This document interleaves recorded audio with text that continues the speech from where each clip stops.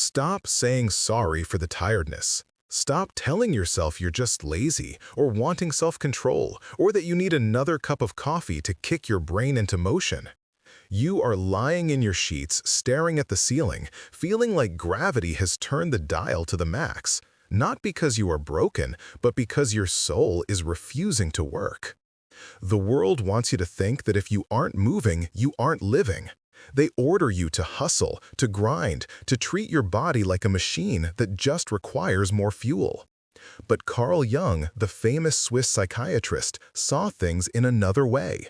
He argued that this heavy, frozen feeling isn't a lack of motivation. It is a desperate, intelligent intervention by your subconscious.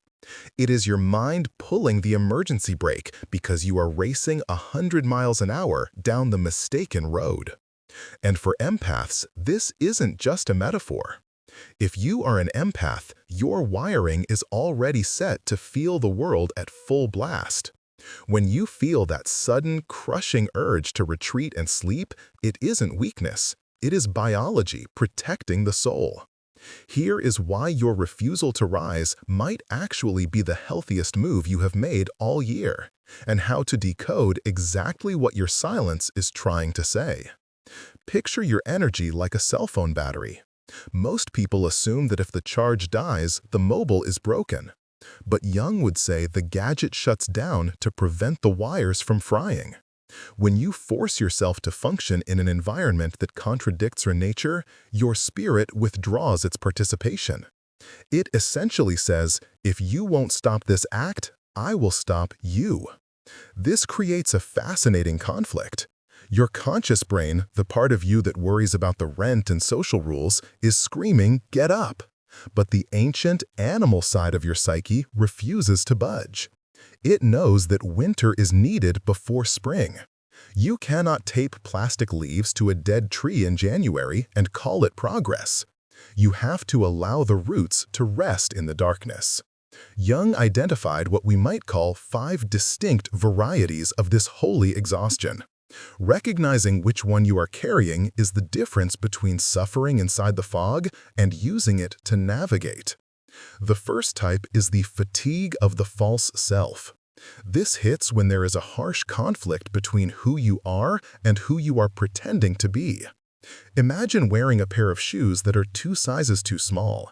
You can walk in them for a mile, maybe 2, but eventually your feet will simply stop working. For empaths, this is doubly hurting because you are allergic to fakery. If you are spending 40 hours a week in a job that betrays your values or staying in a relationship that requires you to shrink, your body will eventually initiate a shutdown sequence. The weight is your honesty fighting back. Next is the fatigue of the unseen ghost. This is unexpressed sadness. We tend to think of grief only regarding death, but you can mourn a lost dream, a friendship that faded, or even a version of yourself that you had to leave behind. Jung observed that suppressing this feeling is like trying to hold a beach ball underwater. It takes a massive amount of steady, active effort.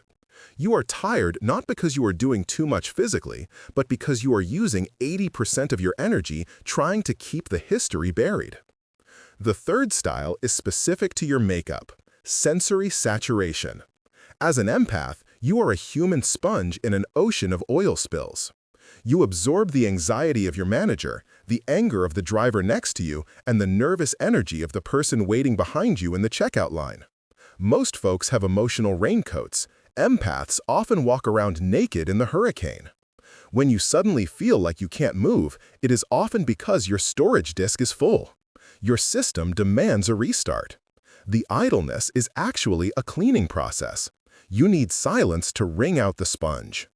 Fourth is the tiredness of the waiting room. Jung called this the liminal space, the threshold between 2 lives. You have let go of the old trapeze bar, but you haven't grabbed the new one yet. You are floating in mid-air. It feels like standing still, but it's actually compilation. Think of it like a video game loading screen. The monitor looks frozen, but the processor is working harder than ever to build the next level. If you try to force action during this time, you corrupt the data. Finally, there is the fatigue of the bottled lightning. This is blocked creative power.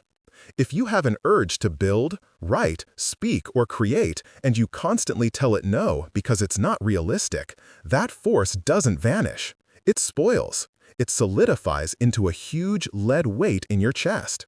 Jung thought that ignoring your creative instinct is a quick route to neurosis.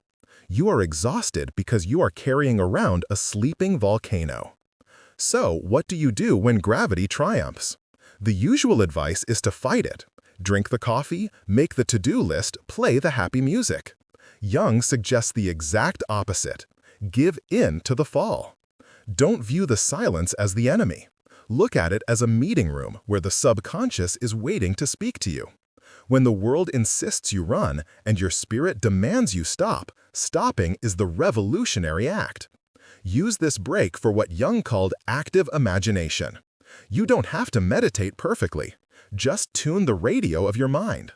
Ask yourself, what am I no longer willing to tolerate? Or, which part of me is trying to quit? You might be surprised by the answers. You might find you don't hate your job, you despise the mask you wear while doing it.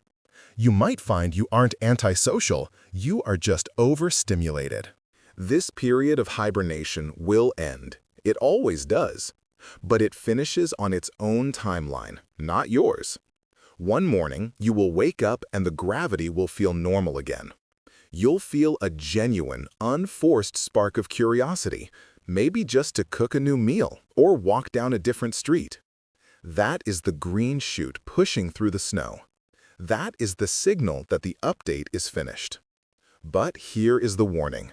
When that energy returns, do not rush back into the same life that broke you. You are operating on a new system now. You must move differently. For empaths, this means honoring your boundaries as if they were religious laws. It means respecting the no in your body before it becomes a scream. You were never lazy. You were just under construction. I want to know which of these 5 forms of fatigue connected with you the most. Leave a comment below, because naming the ghost is the first step to banishing it. And if you want to understand more about how your sensitive nature interacts with this loud world, consider subscribing to continue the journey. Stop fighting the seasons of your own spirit. Allow the winter to do its work.